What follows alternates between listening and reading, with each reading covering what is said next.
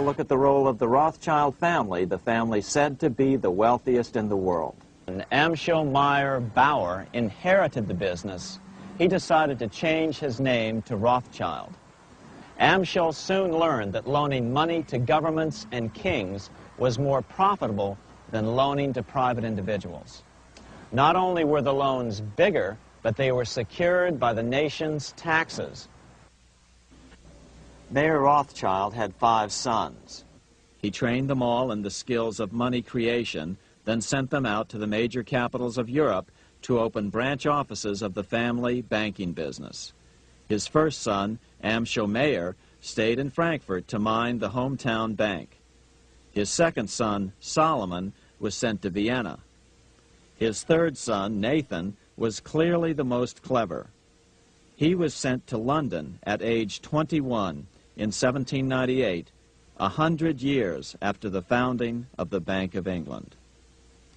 His fourth son, Karl, went to Naples, and his fifth son, Jacob, went to Paris. Rothschilds soon grew unbelievably wealthy. By the mid-1800s, they dominated all European banking and were certainly the wealthiest family in the world. They financed Cecil Rhodes, making it possible for him to establish a monopoly over the diamond and gold fields of South Africa.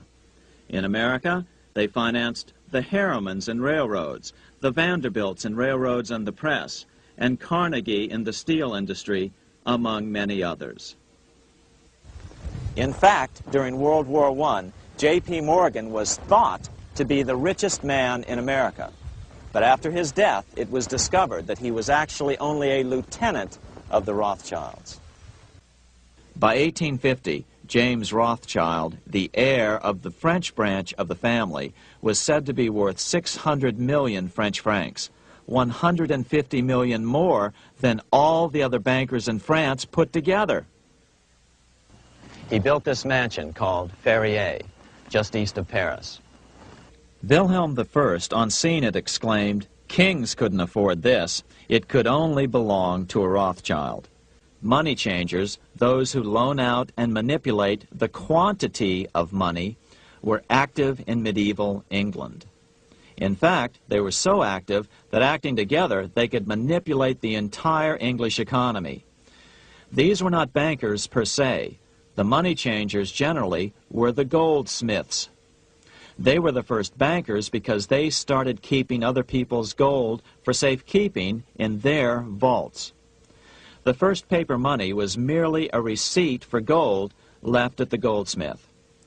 Paper money caught on because it was more convenient than carrying around a lot of heavy gold and silver coins. Eventually, goldsmiths noticed that only a small fraction of the depositors ever came in and demanded their gold at any one time. Goldsmiths started cheating on the system.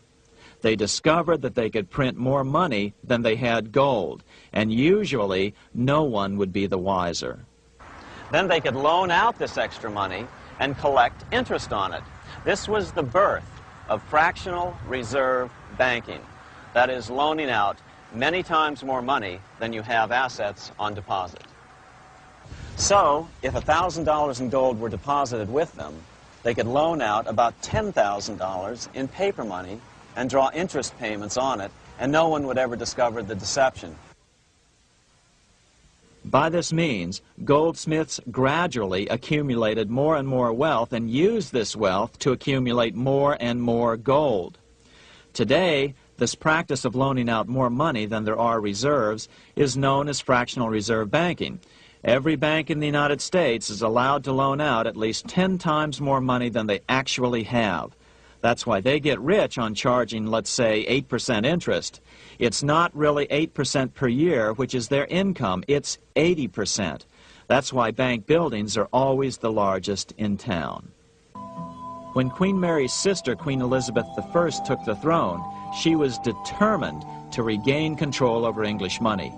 Her solution was to issue gold and silver coins from the public treasury and take the control over the money supply away from the money changers. Oliver Cromwell finally overthrew King Charles, purged the Parliament, and put the king to death. the money changers were immediately allowed to consolidate their financial power.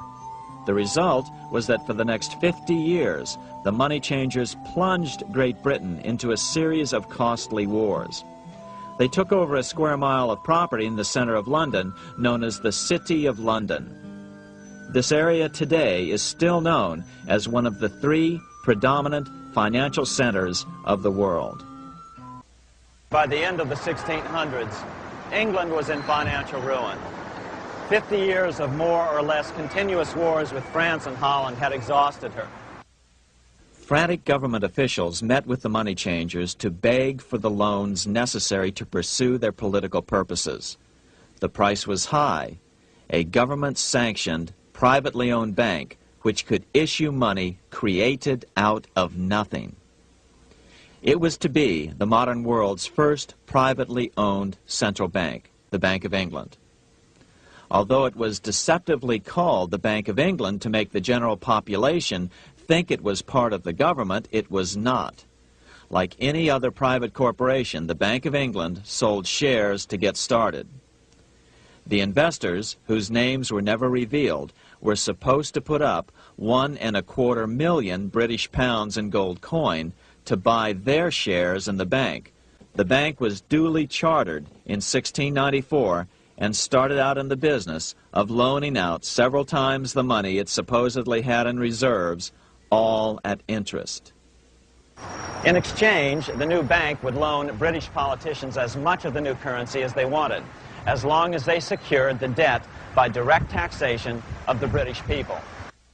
So, legalization of the Bank of England amounted to nothing less than legal counterfeiting of a national currency for private gain.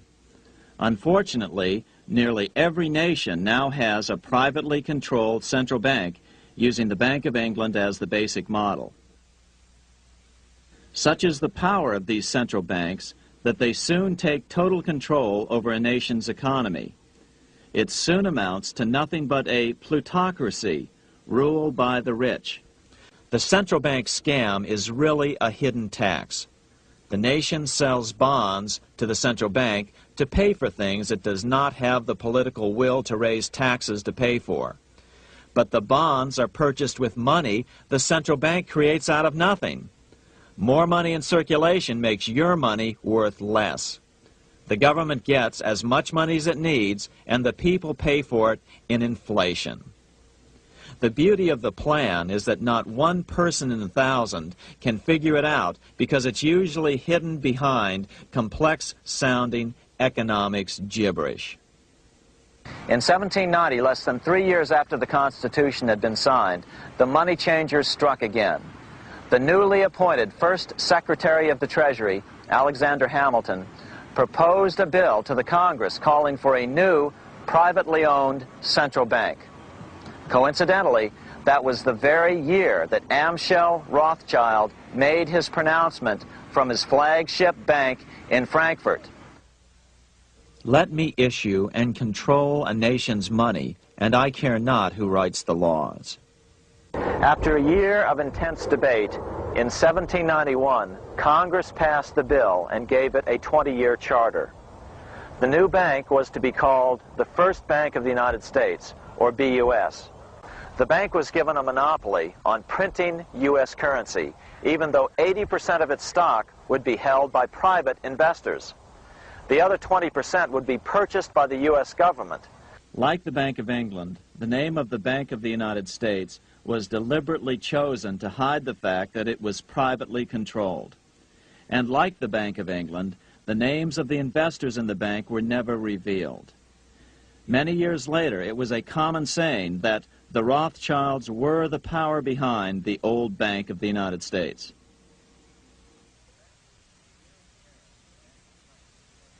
Here in Paris, the Bank of France was organized in 1800, just like the Bank of England.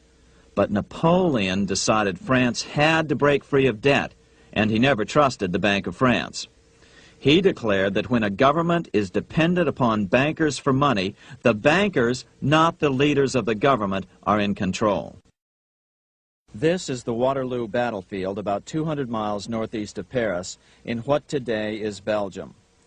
Here Napoleon suffered his final defeat, but not before thousands of French and Englishmen gave their lives on a steamy summer day in July of 1815. The outcome was certainly in doubt. In fact, had Napoleon attacked a few hours earlier, he would probably have won the battle. But no matter who won or lost, back in London, Nathan Rothschild planned to use the opportunity to try to seize control over the British stock and bond market and possibly even the Bank of England. Rothschild stationed a trusted agent, a man named Rothworth, on the north side of the battlefield, closer to the English Channel. Once the battle had been decided, Rothworth took off for the Channel.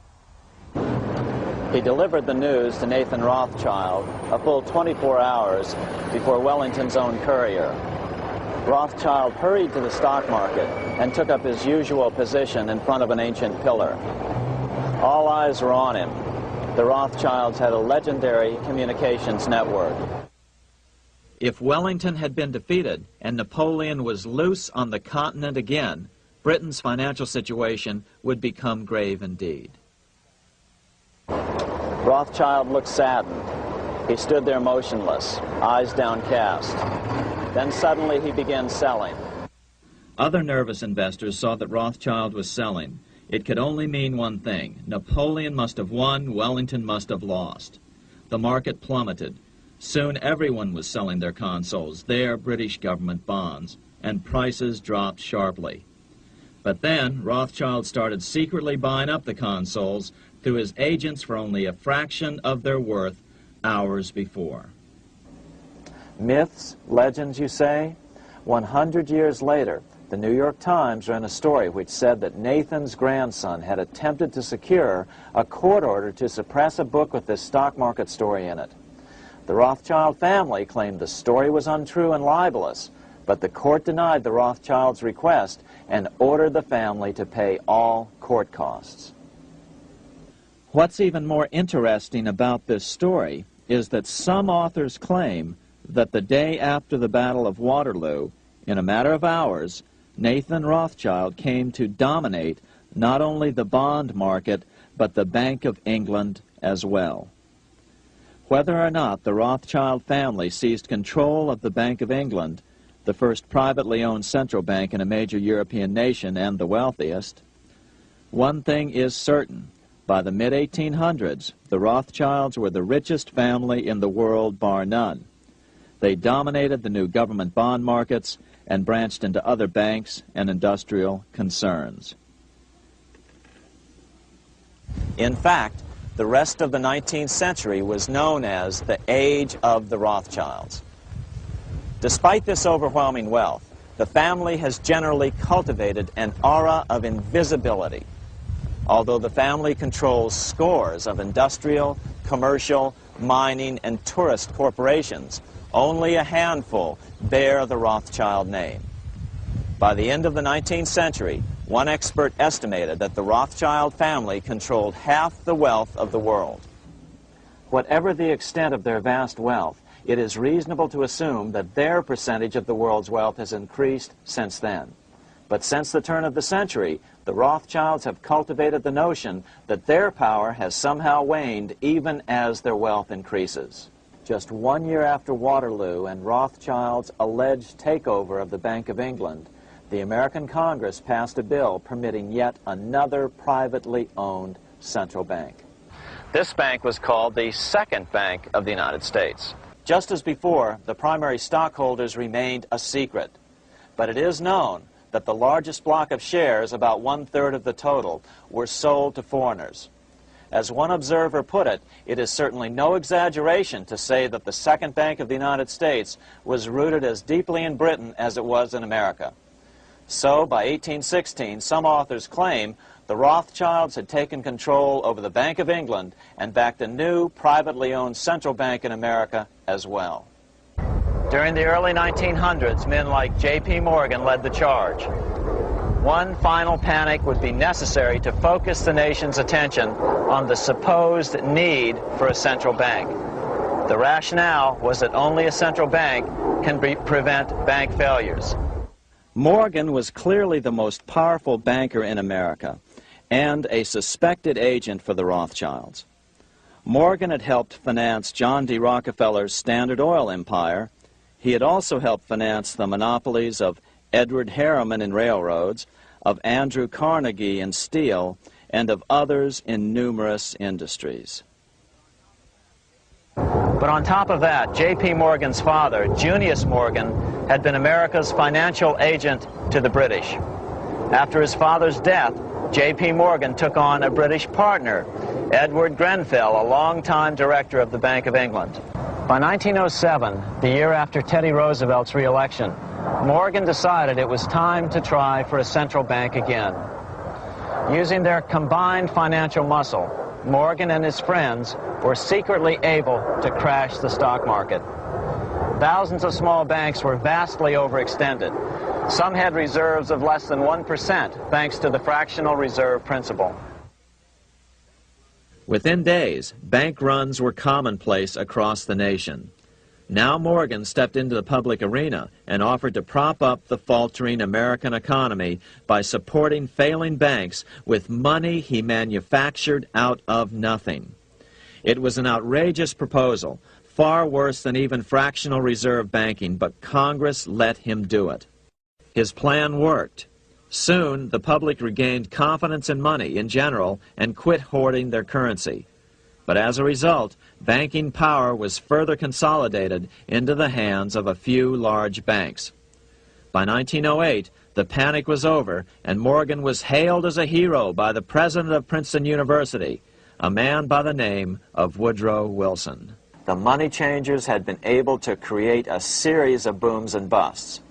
The purpose was not only to fleece the American public of their property, but to later claim that the banking system was basically so unstable that it had to be consolidated into a central bank once again.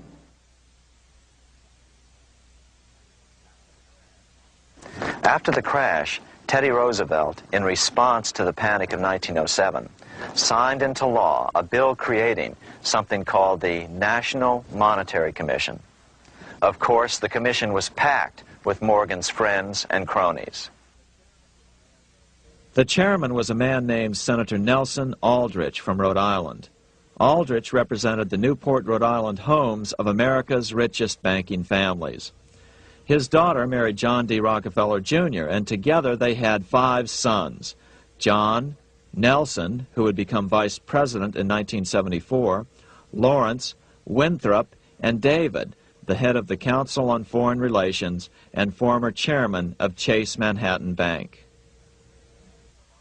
As soon as the National Monetary Commission was set up, Senator Aldrich immediately embarked on a 2-year tour of Europe, where he consulted at length with the private central bankers in England, France, and Germany. The total cost of his trip alone to the taxpayers was $300,000, an astronomical sum in those days. Shortly after his return, on the evening of November 22, 1910, some of the wealthiest and most powerful men in America boarded Senator Aldrich's private rail car and in the strictest secrecy journeyed to this place, Jekyll Island, off the coast of Georgia. With the group came Paul Warburg.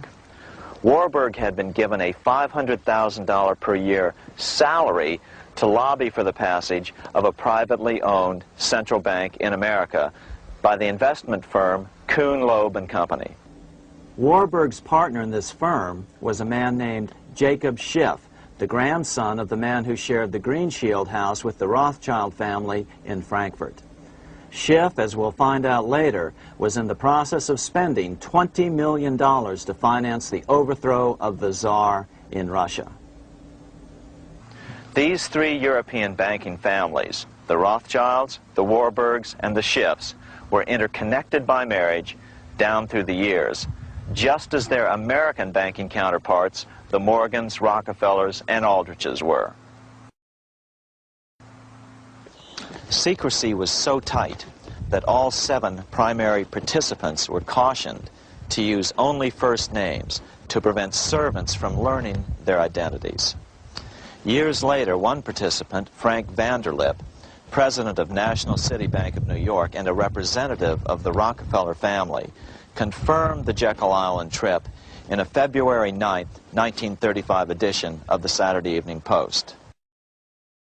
The participants came here to figure out how to solve their major problem, how to bring back a privately owned central bank. All the participants knew that these problems could be hammered out into a workable solution. But perhaps their biggest problem was a public relations problem, the name of the new bank. That discussion took place right here in this room, one of the many conference rooms in this sprawling hotel, today known as the Jekyll Island Club Hotel. Aldrich believed that the word bank should not even appear in the name. Warburg wanted to call the legislation the National Reserve Bill or the Federal Reserve Bill. The idea here was to give the impression that the purpose of the new central bank was to stop bank runs, but also to conceal its monopoly character. After 9 days at Jekyll Island, the group dispersed. The new central bank would be very similar to the old Bank of the United States.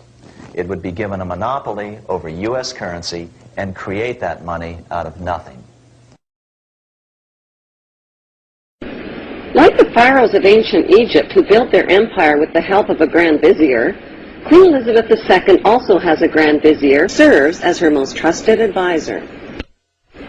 His name is Lord Evelyn Rothschild, and he is the second wealthiest and most powerful person on earth.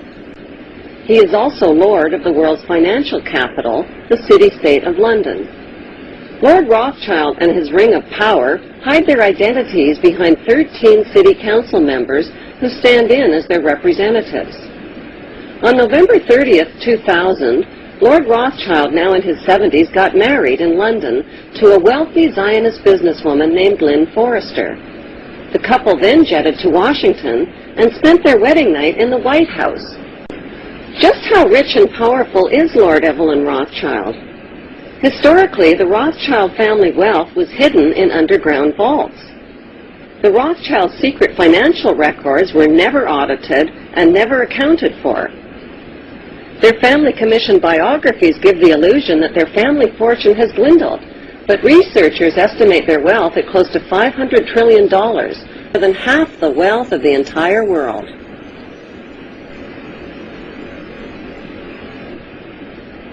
Besides their many castles, palace mansions, wineries, racehorses, and exotic resorts, the Rothschilds bought Reuters in the 1800s. Reuters then bought the Associated Press, which selects and delivers the same news stories to the entire world, day after day. They have controlling interest in 3 major television networks and easily avoid media attention since they own it.